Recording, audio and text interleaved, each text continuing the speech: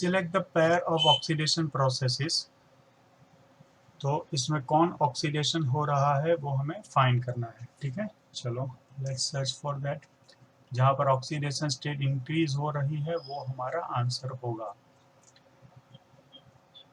एक कॉपर का +2 है यहाँ पर और एक कॉपर का +1 है, तो ये रिडक्शन है।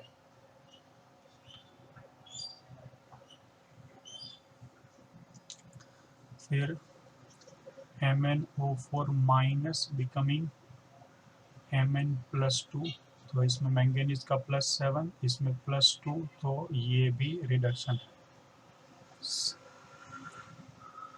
FeCN6 times -4 becoming FeCN6 times -3। तो एक साइनाइड का -1, 6 साइनाइड का -6, ओवरऑल चार्ज -4, तो Fe का चार्ज होगा +2। यहाँ पर एक साइनाइड का -1, 6 का -6, तो Fe का चार्ज यहाँ होगा +3, तो चार्ज इंक्रीज हो रहा है, ये ऑक्सीडेशन है। And D twice I minus gives I2। Iodine का चार्ज -1 से 0 हो रहा है, ये भी ऑक्सीडेशन है। तो C एंड D ऑक्सीडेशन है and hence answer is B।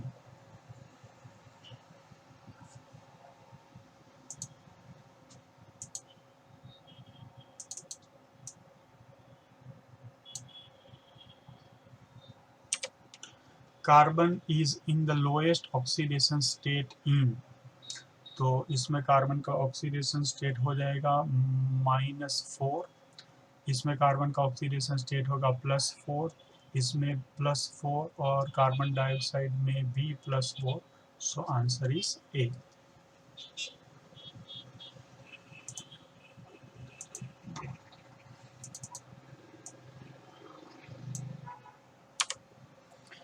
AB4 minus plus C plus 2 gives C plus 3 plus A plus 2। If the oxidation number of B is -2, choose the true statement for the above change।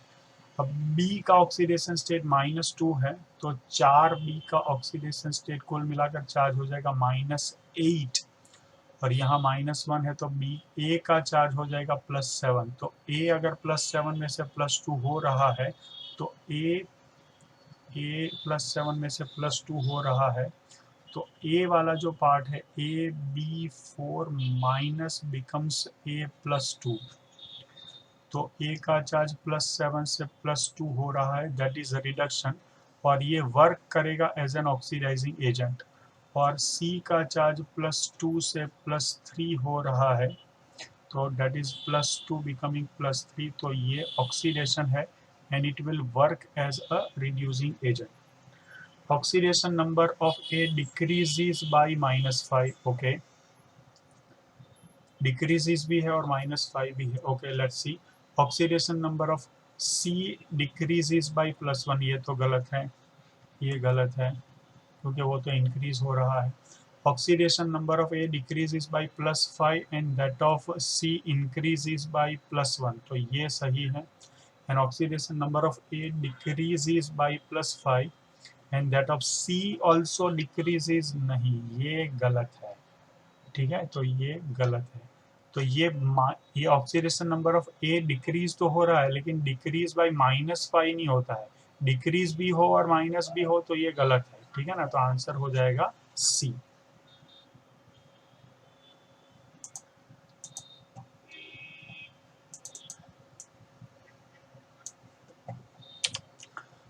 Oxygen shows oxidation state of -1 in the compound. So peroxide कौन है वो हमें find करना पड़ेगा, that is but obvious, ये sodium peroxide है, हम याद रखेंगे Na2O2 इज पैरोक्साइड। इसे आप बहुत आसानी से समझ सकते हैं कि सोडियम का चार्ज हमेशा +1 ही होता है, ठीक है। तो सोडियम को आप हाइड्रोजन से रिप्लेस कर लो तो वो बन जाता है H2O2, और H2O2 क्या है, हाइड्रोजन पैरोक्साइड। तो this is how you can identify कि ये हो गया है आपका पैरोक्साइड, तो इसमें ऑक्सीजन का चार्ज हो जाएगा -1, so D will be your answer. ये है नाइट्रोजन डाइऑक्साइड। ये मैंगनीज डाइऑक्साइड, ये लेड डाइऑक्साइड, लेकिन ये है sodium peroxide. Okay,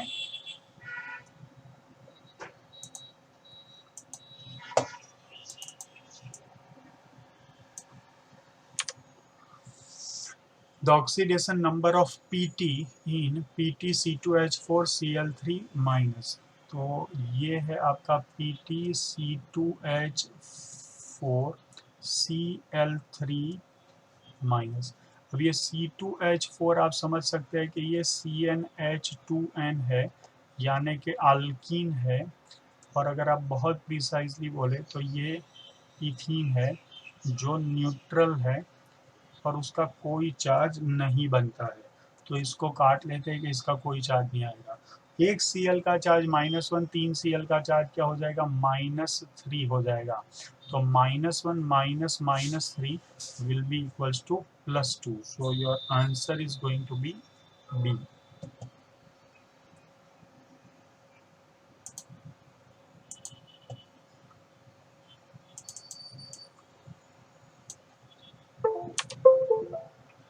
Which of the following reactions does not involve either oxidation or reduction? Oxidation भी नहीं हो और reduction भी नहीं हो। तो let's check one by one. A, VO plus 2 gives V2O3। V2O3 में वेनेडियम का चार्ज है +3 और VO2 में वेनेडियम, VO प्लस में ऑक्सीजन का -2 कंसीडर करेंगे तो वेनेडियम का चार्ज +4 होगा, +4 बिकमिंग +3, तो ये रिडक्शन है। ठीक है। D, Na becoming Na plus, तो सोडियम का चार्ज 0 से +1 हो रहा है, तो वो ऑक्सीडेशन है। Zn +2 gives Zn, तो Zn का चार्ज +2 से 0 हो रहा है, तो ये रिडक्शन है। And D CrO4 -2 gives Cr2O7 -2। इसमें क्रोमियम +6 है, इसमें भी क्रोमियम +6 है। इधर ऑक्सीडेशन रिडक्शन बोथ नहीं हो रहे हैं इसमें। सो your answer is D.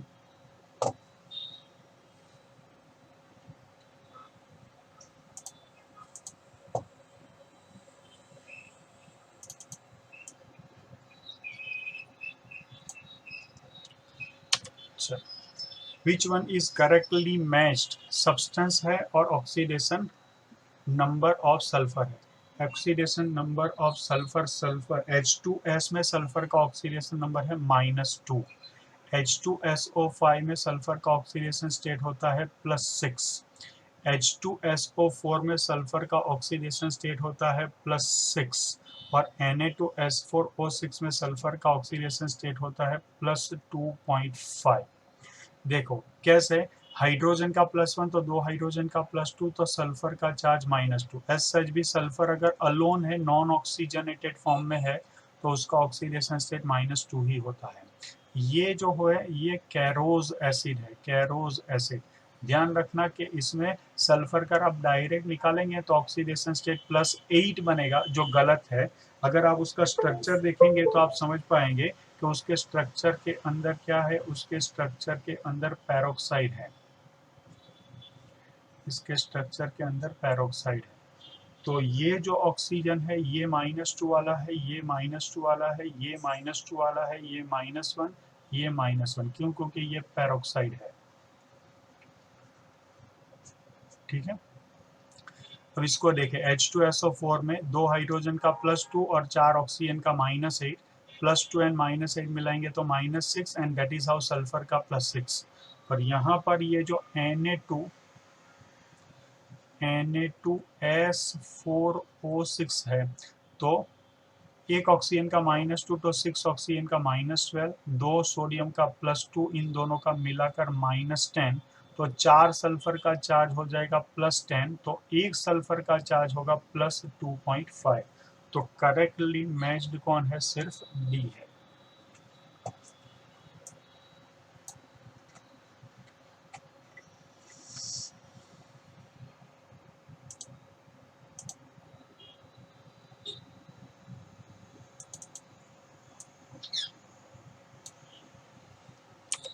In which of the following compounds iron has lowest oxidation state? अब ये इतना बड़ा कंपाउंड है लेकिन सिर्फ आयरन देखे, आयरन वाला पार्ट तो सिर्फ इतना ही है, ठीक है ना। तो AFeSO4 बस इतना ही देखेंगे। SO4 का -2 तो Fe का चार्ज आएगा +2। फिर K4FeCN6, एक साइनाइड का -1 तो 6 साइनाइड का -6, 4 पोटेशियम का +4, इन दोनों का मिलाओगे तो -2, ओवरऑल चार्ज 0 है तो Fe का चार्ज बनेगा +2। FeCO5, I think this is our answer. ये कार्बन मोनोऑक्साइड है student, carbon monoxide neutral molecule है, उसका चार्ज 0 है। तो एक कार्बन मोनोऑक्साइड का 0 है तो 5 कार्बन मोनोऑक्साइड का भी 0 होगा, and that is of Fe का चार्ज भी क्या होगा, 0 होगा, ठीक है। डी, K2FeO4, 4 ऑक्सीजन का -8, 2 पोटेशियम का चार्ज हो जाएगा +2, तो +2 और -8 मिलाओगे तो -6, तो Fe का चार्ज यहाँ पर बनेगा +6, ठीक है। और आपको क्या पूछा है क्वेश्चन में, लोएस्ट पूछा है, तो लोएस्ट का आंसर क्या आएगा, सी।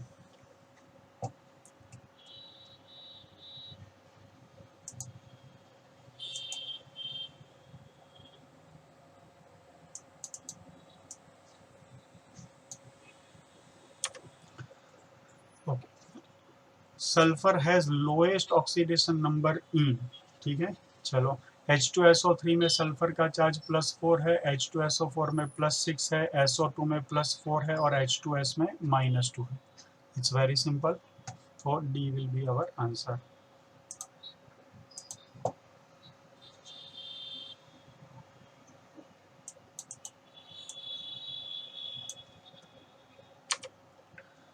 Oxidation number of 2 chlorine atoms in bleaching powder CaOCl2, ये बहुत ही अच्छा क्वेश्चन है, बहुत ही अच्छा क्वेश्चन। तो CaOCl2 is actually CaOCl and Cl, तो जिसमें 2 आयन्स है, एक है OCl- आयन और एक है Cl- आयन। Cl- में क्लोरीन का चार्ज बहुत ही क्लियर है, -1 है, लेकिन OCl में देखेंगे तो ऑक्सीजन का चार्ज -2 है, उसको -1 में से सब्ट्रैक्ट करेंगे तो क्लोरीन का चार्ज मिलेगा आपको +1। तो इसमें 2 तरह के क्लोरीन है, एक क्लोरीन क्लोराइड के फॉर्म में है, एक क्लोरीन OCl- के फॉर्म में है। तो जो OCl- के फॉर्म में है उसका चार्ज +1 होगा, जो Cl- के फॉर्म में उसका चार्ज -1 होगा। तो आपका आंसर बन जाएगा +1 एंड -1।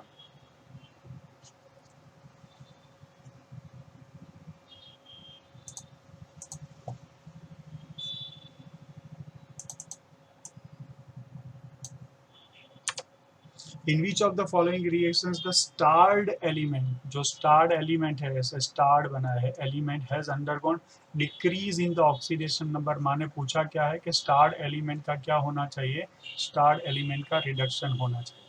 यहाँ देख लो Fe का चार्ज 0 है, यहाँ Fe का चार्ज 0 है, जो यहाँ पर +2 बना है, तो ये तो हो गया ऑक्सीडेशन।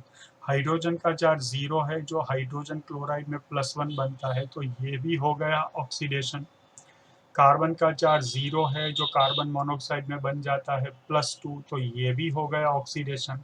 MnO2 में मैंगनीज का चार्ज +4 है, जो MnCl2 में बन जाता है +2, तो दैट इज रिडक्शन। और डिक्रीज पूछा है ना, तो हमारा आंसर क्या आ जाएगा, डी आ जाएगा।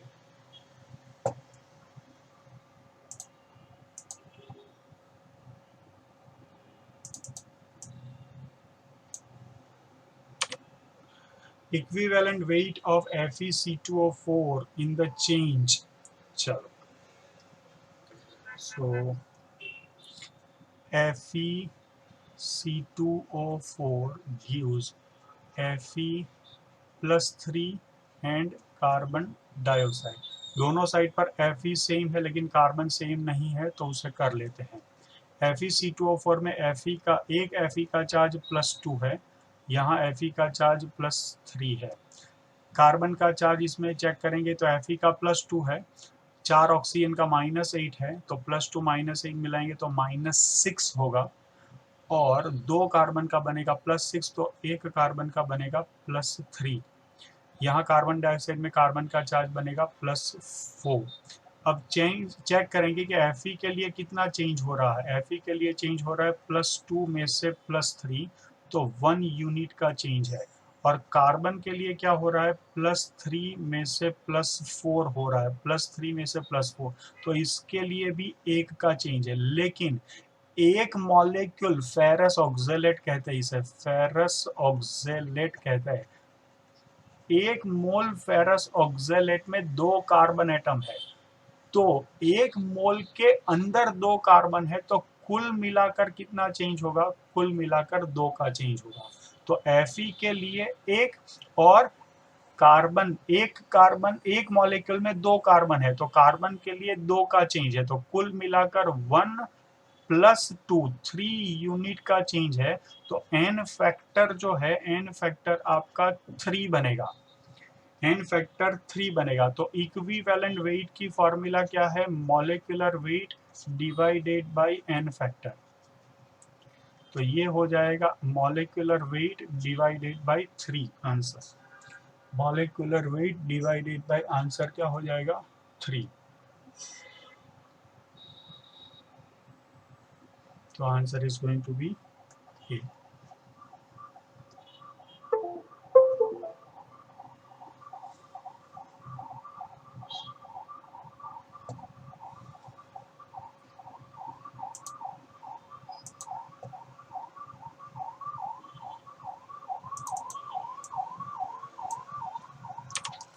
H2MoO4 gives MoO2 plus in the process H2MoO4।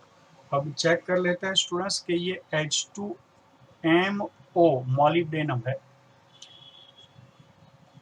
MoO2 और चार्ज प्लस है, तो इसमें मॉलिब्डेनम का ऑक्सीडेशन स्टेट निकालते हैं। 4 ऑक्सीजन का -8, 2 हाइड्रोजन का +2, तो मॉलिब्डेनम का इसमें चार्ज आएगा +6। और यहाँ पर 1 ऑक्सीजन का -2, 2 ऑक्सीजन का -4, ठीक है, -4 हो जाएगा। तो मॉलिब्डेनम का चार्ज यहाँ बनेगा +5, चेक इट। अभी ऊपर चार्ज +1 है, तो 1 ऑक्सीजन का -2, 2 का -4, +1 -4 तो +5। लेकिन देख सकते हैं आप +6 हैज बिकम +5, सो ये इलेक्ट्रॉन को गेन हो रहा है, खुद रिड्यूस हो रहा है, तो will work as oxidizing agent.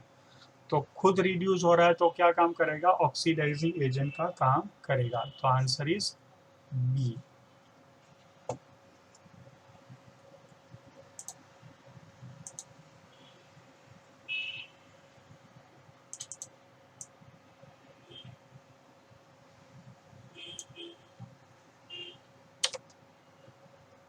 In the following reaction, O3 plus 6I minus plus 6H plus gives 3I2 plus 3H2.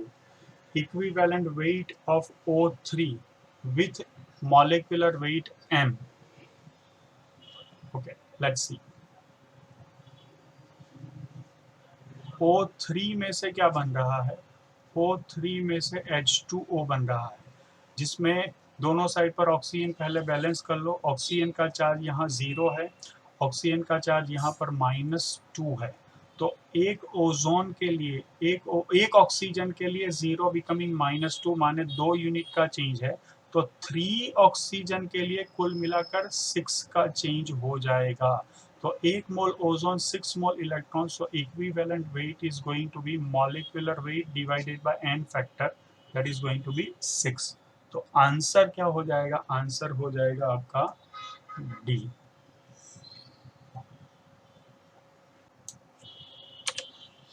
Two mole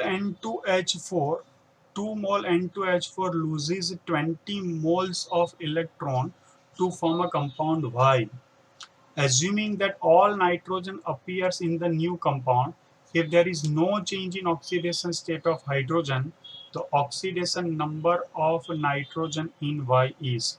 चलो, तो ये एक बहुत ही अच्छा क्वेश्चन है, इसे टिक कर सकते हैं, इंपॉर्टेंट क्वेश्चन है, ध्यान से देखें। अब होता क्या है, ध्यान से देखो, यहाँ पर मैं लिख लेता हूँ ट्वाइस N2H4 है, जो कोई कंपाउंड Y बनाता है, जिसके अंदर भी 4N एटम्स है,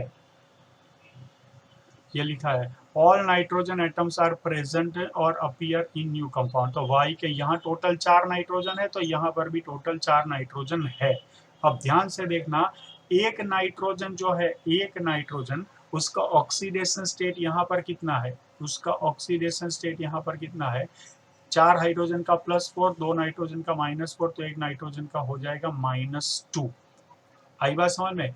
अब ध्यान से समझना, तो 4 नाइट्रोजन का चार्ज क्या होगा, 4 नाइट्रोजन का मिलाकर अगर देखें तो चार्ज हो जाएगा -8। क्लियर है? अब इसने कुल मिलाकर 20 इलेक्ट्रॉन्स रिलीज कर दिए हैं। कितने इलेक्ट्रॉन्स? 20 इलेक्ट्रॉन्स रिलीज कर दिए हैं। तो -8 में से अगर 20 इलेक्ट्रॉन्स रिलीज हो जाएंगे तो क्या होगा, 8 इलेक्ट्रॉन अगर वो रिलीज करेगा ना, 8 इलेक्ट्रॉन, तो वो 0 पर आएगा। और फिर मोर 12 इलेक्ट्रॉन रिलीज करेगा तो वो +12 पर आएगा। बोलो, ये समझ में आया? अगर क्लोरीन के पास -1 चार्ज है, अगर वो एक इलेक्ट्रॉन छोड़ दे तो वो क्लोरीन न्यूट्रल बनेगा। आई बात समझ में? सोडियम की बात करूं, सोडियम की, अगर वो सोडियम एक इलेक्ट्रॉन रिलीज करेगा तो Na+ बनेगा, लेकिन नेगेटिव आयन अगर एक इलेक्ट्रॉन छोड़ेगा तो Cl बनेगा। अब यहाँ पर टोटल नेगेटिव चार्ज कितना है, 4 नाइट्रोजन मिलाकर, एक नाइट्रोजन का -2 है, तो 4 नाइट्रोजन का कितना हो गया, -8 हो गया। अब ये 8 इलेक्ट्रॉन छोड़ेंगे 4 नाइट्रोजन मिलाकर, तो सभी 0 हो जाएंगे, ठीक है। लेकिन कुल मिलाकर तो 20 रिलीज करने हैं, तो 8 हो गए, अभी और 12 रिलीज करेंगे तो क्या हो जाएंगे, +12।